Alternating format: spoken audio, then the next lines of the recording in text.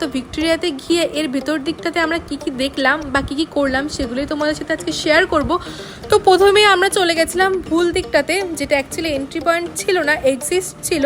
তবে অবশ্য পরে আমরা খুঁজে খুঁজে ঠিকই চলে গেছিলাম। আর এখানে গিয়ে আমরা দুজনে শুধু উপরের দিকটা দেখছিলাম, কারণ এর উপরের দিকগুলো বা পুরো বিল্ডিংটা এত সুন্দর করে তৈরি করা হয়েছে, সেটা সত্যিই অসাধারণ। এরপর আমরা এখানকার রাখা সংরক্ষিত জিনিসগুলো একে একে দেখছিলাম, আর এই সকল জিনিসগুলো আমাকে এক্সপ্লেন করছিল যে কোনটা কি আর কোনটা কি কাজে ব্যবহার করা হয়। তো এই ভিতরটা ভীষণ গরম ছিল, কারণ এখানে এত মানুষজন ছিল। তো আমি মাঝে মাঝে আবার একটু হাওয়াও খাচ্ছিলাম।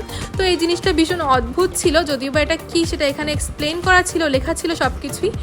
তো এখানে অনেক ছবিও রাখা ছিল, যেগুলো দেখে তোমরা এখানকার হিস্ট্রি সম্পর্কেও জানতে পারবে। আর তারপর আমরা চলে গেছিলাম এটা সেকেন্ড ফ্লোরে, আর যেখান থেকে এর বাইরের ভিউটা সত্যিই অসাধারণ ছিল।